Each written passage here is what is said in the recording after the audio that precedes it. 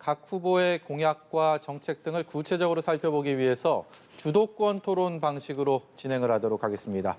먼저 각 후보는 2분씩 자신의 공약을 소개하고 상대 후보는 그 공약과 관련해서 4분 동안 주도권을 갖고 토론을 하게 됩니다. 주도권을 가진 후보는 상대 후보자에게 최소 30초의 답변 시간을 보장해 주셔야 합니다. 또 주도권을 가진 후보는 상대 후보의 발언이 길어질 경우에는 중단시킬 수도 있습니다. 규칙대로 진행되지 않거나 주제에서 벗어날 경우에는 사회자가 개입할 수 있다는 점도 아울러 알려드립니다. 김은혜 후보부터 대표적인 공약 듣도록 하겠습니다. 2분의 시간이 주어집니다. 김은혜 후보 말씀해 주시죠. 경기도 북부에 대한 역차별, 그리고 경기도 북부의 양극화를 제가 말씀을 드린 바가 있습니다. 특히 이곳은 앞으로 보다 나은 도약의 계기가 마련돼야 합니다. 따라서 경기 북부의 중부, 그리고 동부, 그리고 서부에 걸쳐서 저는 첨단 테크노밸리를 유치하고자 합니다. 첨단 테크노밸리를 유치하기 위해서는 규제부터 먼저 풀어져야 합니다. 그래야 많은 청년 일자리를 확보할 수가 있겠죠. 교통도 문제입니다. 아무리 좋은 테크노밸리를 해봤자 거기에 접근성이 떨어진다면 누가 올 수 있겠습니까? 저는 인천공항부터 시작해서 보다 새로운 교통수단을 저희가 도입을 해서 우리 국민들이 경기 북부에 대한 접근이 어렵지 않도록 하려고 합니다. 많은 분들이 이 경기 북부에 갈 때 대학도 부족하다고 이야기합니다. 병원도 마찬가지입니다.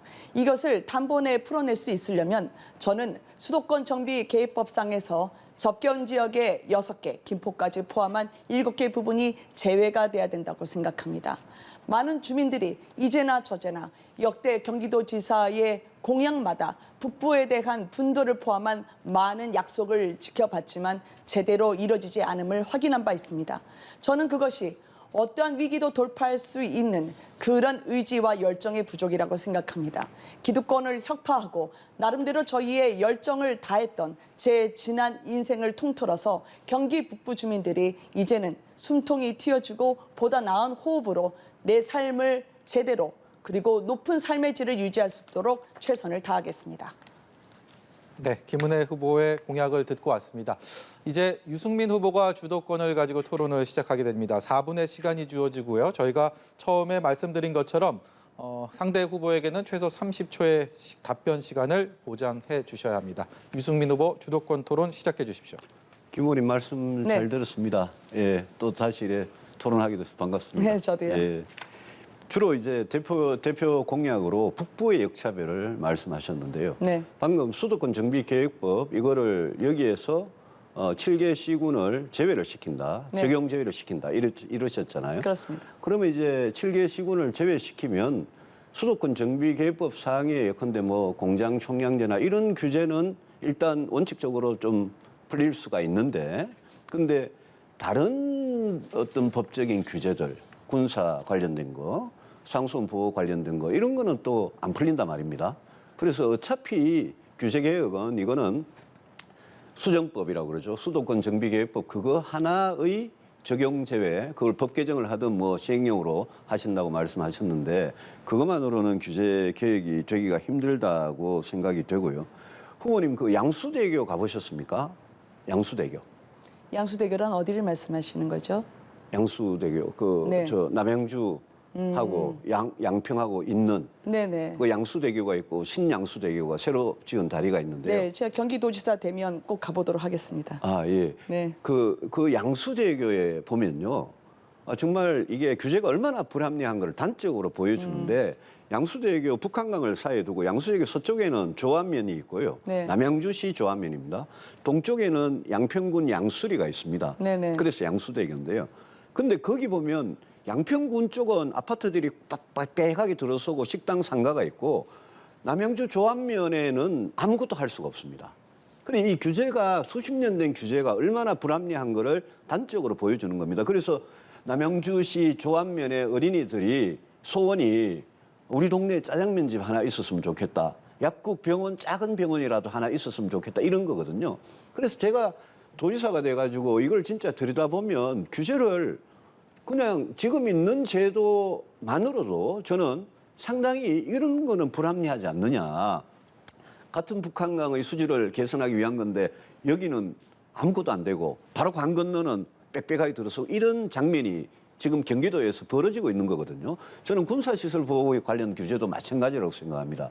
그래서 이런 부분을 도지사가 되면 정말 팔을 걷어붙이고 국방부와 우리 육군 찾아다니면서 또 환경부 찾아다니면서 해결해야 된다는 그런 생각이 들고요. 잠깐 답변 하나만 해도 될까요? 예, 말씀하십시오. 양수대교는 저 경기도지사 되기 전에도 내일이라도 찾아갈 수 있는 곳이어서 제가 확인을 해보겠지만 사실은 미시적인 어떤 지역 하나보단 경기도 전체에 대한 규제에 대한 저희는 제가, 이해가 필요하다 생각합니다. 예를 어제 그렇게 말씀하셨던 거 하나 보면 예. 수도권 정비계획법이 이거라고 생각한다면요. 북부 같은 경우에는 여기에는 예. 군사시설보호법이 있습니다.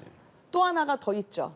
8단까지 그리고 그게 8단 수혜까지 하면 예. 이게 어제 저한테 말씀하셨을 때 수도권 정비계획법상의 성장 촉진 권역을 하면 그렇습니다. 이게 군사 시설 보호도 예. 풀릴 수 있다고 말씀을 하셔서 저는 그건 아닌 것 같거든요. 아니 그거는 수도권 성장 정비계획법을 번역, 그거는 빼면 법을 어떻게 만드냐의 이 문제고요. 두 개는 그대로 남죠. 예, 제가 제 중첩 규제이기 제 때문입니다. 주도권이니까 한 예. 가지만 좀 더 물어보겠습니다. 분당의 지역구 국회의원이시잖아요. 네, 그렇습니다. 지금도 네, 그죠? 네. 지금도 배지를 달고 나오신 네, 것 그렇습니다. 같은데요. 분당 1기 신도시의 그 용적률 평균 용적률이 얼마나 됩니까? 저희가 한 185 정도 돼 있습니다. 예. 일산이 169고요. 그런데 그리고 이제 일기 신도시가 김 후보님 226까지 지금 돼 방금 있죠. 말씀 안 하셨는데 김 후보님 공약 중에 네네. 그 용적률 500% 공약을 그거를 어디에 정확하게 적용하겠다는 말씀이십니까? 어제 그 후보님께서 예. 일기 신도시 용적률 500%라고 말씀을 하셨던 것 같은데요. 아니요, 저 후보 김 후보님 저는 그렇게 그런 공약을 말씀하셔서. 낸 적이 없습니다. 용적률 예. 500%는 예. 저희가 앞으로 GTX라든지 예. 역세권에서의 그 안에는 주거지역, 준주거지역, 상업지역이 다 있기 때문에 예. 이것을 같이 함께 편의시설까지 넣을 수 있는 개발을 하다 보면 보다 쾌적한 환경을 그러니까 위해서 정확하게 어디가 정확하게 500%가 되는 겁니까? 하다 그것은 보면이 아니라 역세권 쪽이 되는 거죠. 역세권이라는 그러니까 거는 일기 신도시라고 하는 건 역세권이라는 건 여기에서 얼마나 그러면 넓었습니까? 보통 이제 반경 예. 이제 500m나 예, 예. 그래서 직경으로 하면 그러면 1km 돼서 반경 30만 500m 제곱미터 정도 안에가 예. 역세권이 예. 형성이 되죠. 그 안에는 제가 잠시 500%다. 개입을 좀 하도록 하겠습니다. 예, 지금 예. 네. 주도권 토론이 시작부터 워낙 치열해서 시간이 조금 넘었습니다.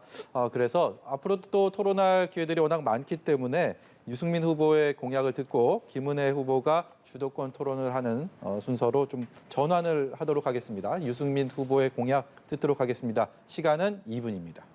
예, 저는 교통 문제부터 최우선으로 해결하겠습니다. GTX ABC가 1기 GTX인데 여기에 지금 민자가 들어가서 요금이 상당히 비싸질 가능성이 있습니다. 그 부분은 경기도지사로서 어떻게든 중앙정부하고 해결해서 GTX가 개통이 돼도 서민 부담을 줄일 수 있도록 하겠습니다. 그리고 GTX DEF는 그중에 특히 D는 김포에서 시작해서 부천이나 용산에 머무르는 게 아니라 하남까지 반드시 계획을 확정을 하겠습니다.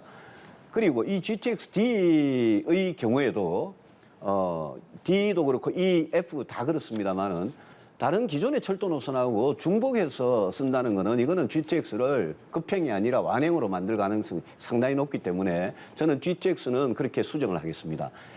주택 관련해서는 저는 낙후 도심 지역은 재개발로 하겠습니다. 방금 이야기 나왔던 신도시 1기는 재건축을 최대한 추진을 할 수 있도록 하겠습니다. 그러나 최대한 쾌적하게 정말 장기적으로 쾌적한 환경이 될 수 있도록 그렇게 하겠습니다. 신도시 2기와 3기는 교통이든 교육이든 병원이든 이런 인프라가 너무 부족하거나 계획 대비 집만 짓고 인프라는 구축되지 않는 이런 문제가 있기 때문에 저는 2기, 3기의 인프라를 확충하고 특히 3기의 경우에는 아파트가 들어서면서 인프라도 같이 들어갈 수 있도록 그렇게 하겠습니다. 저는 일자리를 위해서 경기도를 우리나라 최고의 혁신 인재들을 양성하는 그런 허브로 삼으려고 합니다. 특히 북부 지역에 AI나 빅데이터 마이스터고를 유치를 하고 경기도 각 대학의 AI나 첨단 기술과 관련된 학과 정원을 대폭 완화할 수 있도록 정부를 설득을 하겠습니다. 그리고 마지막으로 수원 비행장 이전, 이거는 정말 해본 사람이 합니다. 제가 4년 동안 수원 비행장 이전 확실하게 확정을 하겠습니다. 네, 유승민 후보의 공약 듣고 왔습니다. 이번에는 김은혜 후보가 주도권을 갖고 토론을 시작하도록 하겠습니다. 역시 주어진 시간은 4분입니다. 네. 시작해 주시죠. 네, 유승민 후보님 잠시 네. 뒤에 이제 500%는 좀 이따 말씀드리고요. 네네. GTX-A가 언제쯤 완공될지 아십니까? 2025년 정도 돼야 완공이 됩니다. 지금 계획으로는. 예, 그렇지만 이제 삼성동에 있어서의 지하 도시 문제가 있기 때문에 그렇죠. 지금 2027년으로 갈 가능성도 상당히 높아서 지금 현재 계획은 많은 분들의 2025년으로 예. 많은 분들의 예. 바람처럼 되지 않을 예. 가능성이 있어서 정신 차리고 제가 살펴봐야 된다고 생각합니다. 그렇습니다. 예. GTX, ABC, DEF까지 예. 같이 함께 발표를 하시지 않았겠습니까? 그러면 촘촘히 거미줄처럼 연결된다고 하지만 GTX, ABC와 DEF가 경기도 전역을 커버하게 될까요? 아니죠. 당연히 못하죠. 그러면 예. 커버하지 못하는 구역은 혹시 어디가 있을지 살펴보셨습니까? 커버를 못하기 때문에 제가 김 후보님께서 30분 안에 서울 출퇴근 가능하다라고 말씀하신 그 부분이 너무 좀 비현실적이다. 그래서 저는 제가 여쭤본 출퇴근 건 시간을 1시간을 줄일 수 있는 네. 그런 공약을 하고 있습니다. 제가 커버 여쭤본 못하는 건- 분은 굉장히 많죠. 우리 그 GTX 노선도를 보면 경기도의 어떤 서남쪽 끝하고 동남쪽 평택 안성까지 우리 평택까지 연장하는 거 말씀하셨지 않습니까? 그럼 GTX도 지하철과 마찬가지로 기존 노선을 계획대로 깔고 나면 아마 연장 수요가 굉장히 많으리라고 저는 생각하고 있습니다. 북쪽에도 있습니다. 동두천도 못 물론이죠. 가고요. 예. 화성 일부하고 물론이죠. 예. 광주도 커버를 못하기 때문에 예. 이것은 어떤 식으로든 교통망을 확충을 해서 예. 그분들이 이 혜택에서 제외되면 안 된다고 생각을 합니다. 예. 그러면 제가 아까 말씀드렸던 GTX가 25년이라고 하더라도 저는 27년 그 이후로도 갈 가능성이 높은데요. 경기도 주민분들은 애타게 바래왔습니다. GTX에 대해서. 그래서 유일하게 서울이나 다른 지역에 출퇴근을 할 때 본인들이 GTX가 없으면 안 된다고 생각될 정도로 절박한데 이거를 국비로 해야 된다. 가급적 민자 배제를 말씀하셨습니다. 국비로 해야 된다면 오히려 더 늦어지지 않을까요? 아닙니다. 민자로 저는 그렇게 중간에 생각하지 어떤 않습니다. 식으로든 그거를 저는 보완을 하는 방법을 해서 예. 저는 속도가 문제라고 생각합니다. 아닙니다. 저는 그렇게 생각하지 않습니다. 국비로 한다고 속도가 주는 게 아니라 그거는 저는 중앙정부의 의지라고 생각합니다. 민자로 계획되어 있는 거는 뭐 어쩔 수 없이 지금 하고 있습니다만 민자로 하면 수익성을 보장을 해야 됩니다. 수익성을 뭐 30년, 40년을 보장을 해야 되기 때문에 지금 일산대교, 광동대교, 미사대교 이 통행료 때문에 굉장히 시끄럽지 않습니까? 그걸 어떻게 합니까? 민자로 해놓고 나중에 얼마 가서 이거 수익성 때문에 보장 때문에 이걸 다시 인수하고 이런 복잡한 문제가 발생하기 때문에 그러면 이거는 후보님은 일산대교- 국가적인 사업으로 생각하고 예. 국비로 하는 게 원칙이다. 그렇게 생각합니다. 저는 키로당 적어도 1,000억이 드는 거를 예. 100km 정도 생각해서 10조라면 그 10조를 국가 재정으로 확보하는 거는 2년이 걸릴지 3년이 걸릴지 모른다고 생각하고요.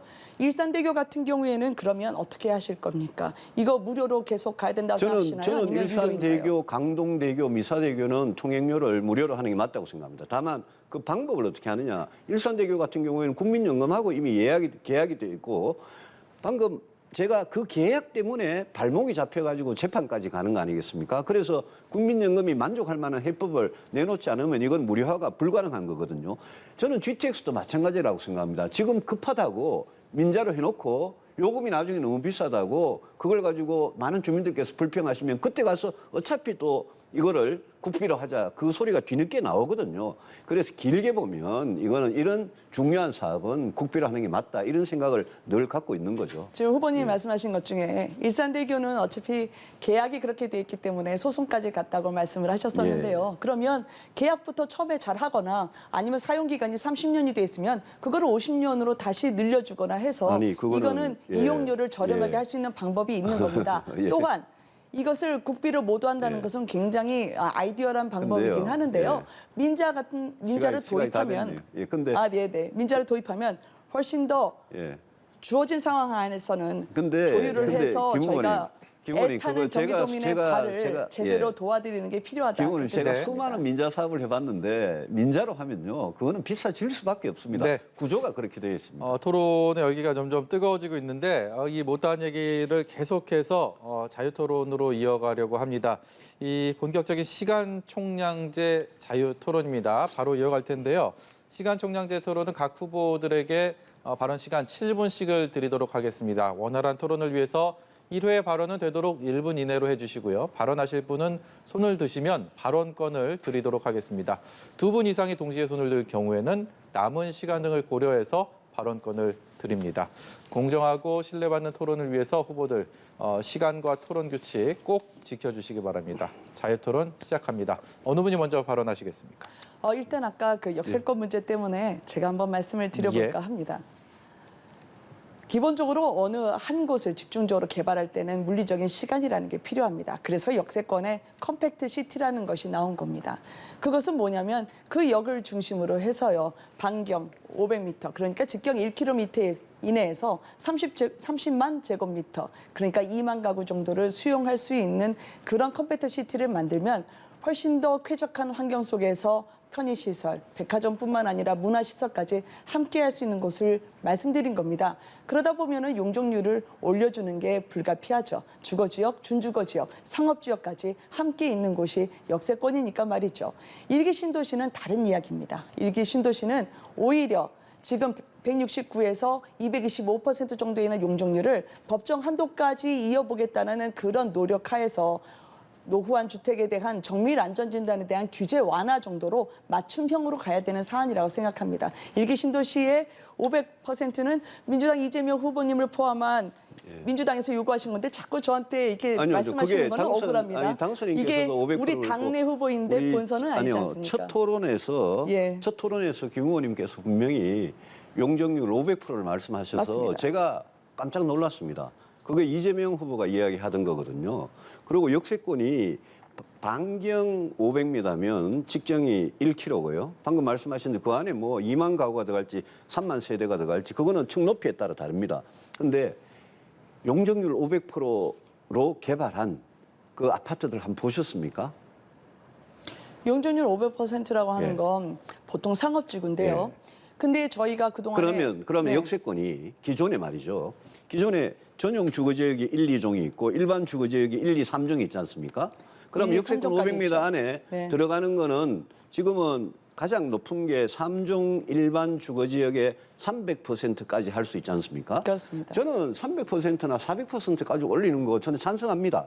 그런데 500이라고 말씀하시니까 그거는 이재명 후보가 그거는 정말 그 부동산 문재인 정부 부동산 정책의 실패를 만회하기 위해서 그냥 어떻게 보면 뭐 속된 표현으로 질러본 거거든요. 그래서 용적률 500%라는 게 재산 가치에 조금 도움이 될 수 있을지는 몰라도 그거는 지금 분당의 평균 용적률이 184%면 그러면 400% 정도만 돼도 2배 이상 늘어가는 거거든요. 그래서 이 부분은 저는 좀 뭐라 그럴까요? 장기적으로 도시 계획 그 안에 들어가야 되는 인프라 우리가 아파트만 있는 게 아니지 않습니까? 그래서 그런 부분을 제가 좀 지적을 해드린 겁니다. 제가 그 일기 신도시의 재건축과 그리고 역세권에 있어서 내 집 마련을 하고 보다 쾌적한 삶을 이어가고자 하는 그런 국민들의 바람을 중첩해서 겹치지 않았으면 좋겠다고 말씀을 드리고 싶고요.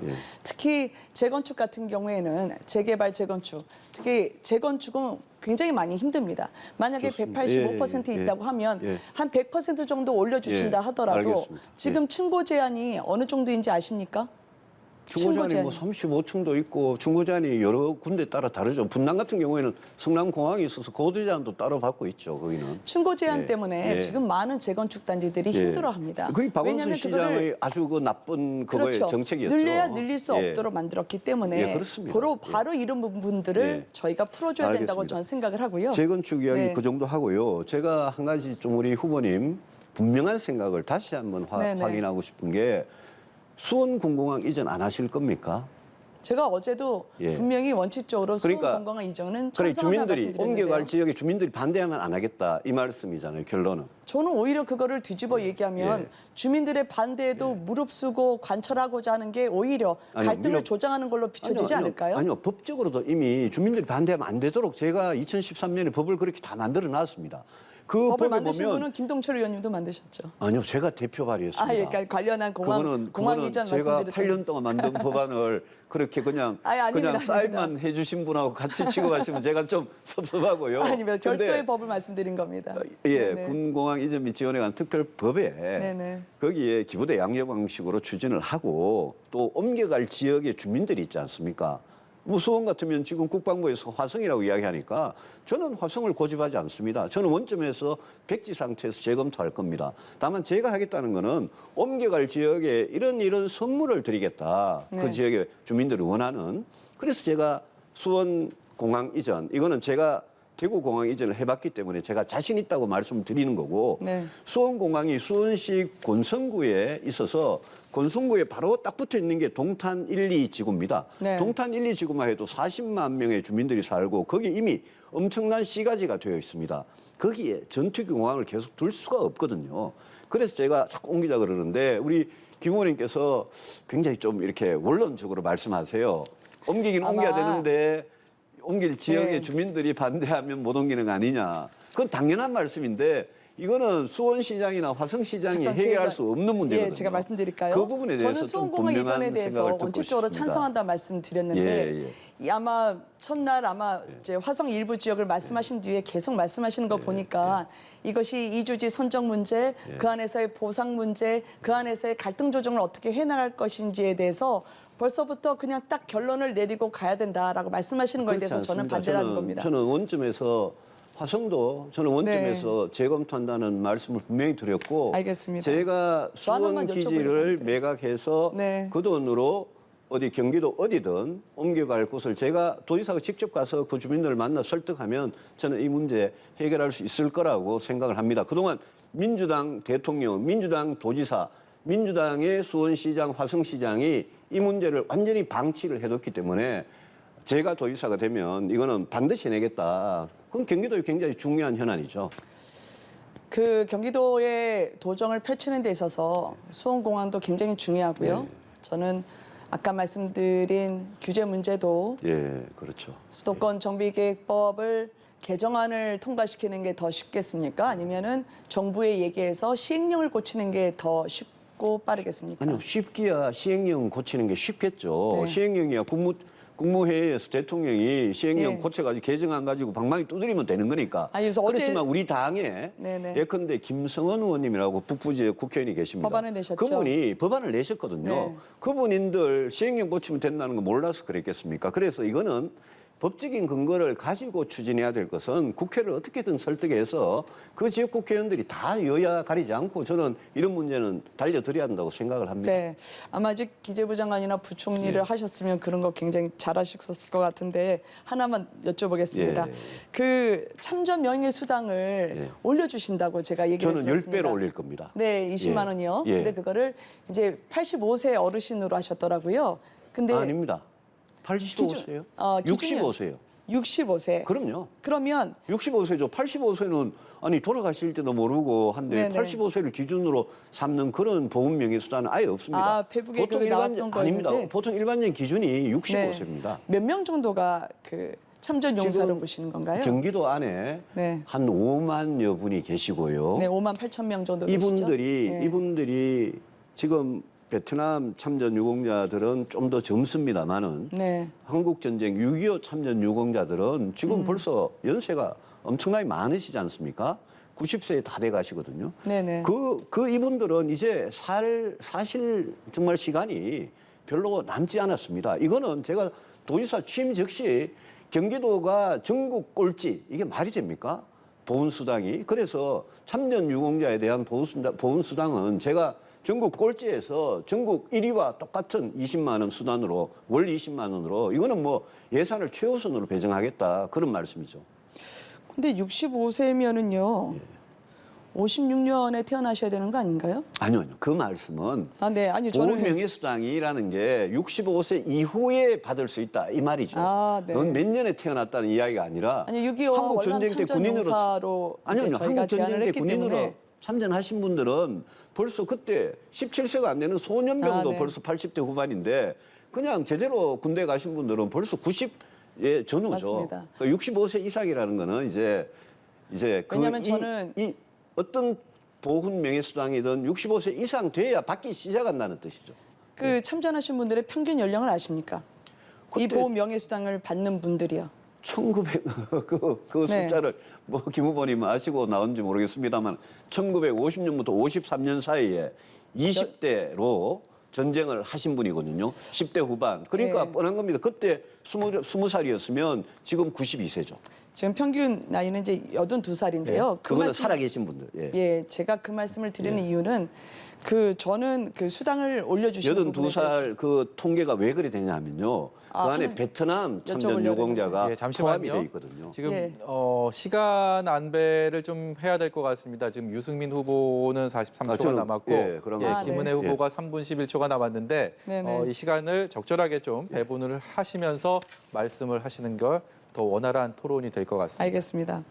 그 수당과 함께 제가 이제 제기하고 싶었던 문제는 수당도 굉장히 중요하지만 저는 이분들에게 정말 중요한 게 의료 지원 혜택이라고 생각을 합니다. 굉장히 많이 편찮으시고 그리고 많은 보호가 필요한 분들인데요. 이분들이 그 도내 보훈 대상자분들이 보훈병원을 이용하려면 이게 서울 강동으로 가거나 거기 중앙보훈병원이 있거든요. 그렇죠. 아니면 인천 미추홀을 가거나 인천 보훈병원으로 가야 됩니다. 그래서 도내에는 보훈병원이 하나도 없어요. 그래서 경기도 안에서는 이 보훈병원 유치를 저는 꼭 추진하겠다라고 말씀을 드리고 싶고요. 사실 보훈병원만큼이나 더 중요한 게 이 보훈협력위탁병원입니다. 그래서 저는 이게 위탁병원 중에서 요양병원을 좀 확대하거나 그런 노력을 해야 될 필요가 있다고 생각을 하는데요. 도내에 근데 보훈협력위탁 요양병원이 4군데밖에 없습니다. 동두천이나 부천이나 시흥이나 용인 정도로만요. 그래서 접근성이 많이 떨어져서 요양병원 추가 지정을 저는 국가의 보훈처를 비롯해서 중앙정부에 좀 적극 요청하고 관철해 나가고자 하는데 후보님은 좋은 어떻게 생각이- 예, 생각하시는지요? 아주 좋은 생각입니다. 전적으로 동의합니다. 예. 네. 자, 그리고 제가 시간이 2분 정도 남았는데 네. 그러면 조금 더 가도 될까요? 예, 더 네네. 말씀해 주십시오. LH와 GH 문제가 있습니다. 지금 많은 분들이 자기 집 마련을 원하지만 잘 안 됐죠.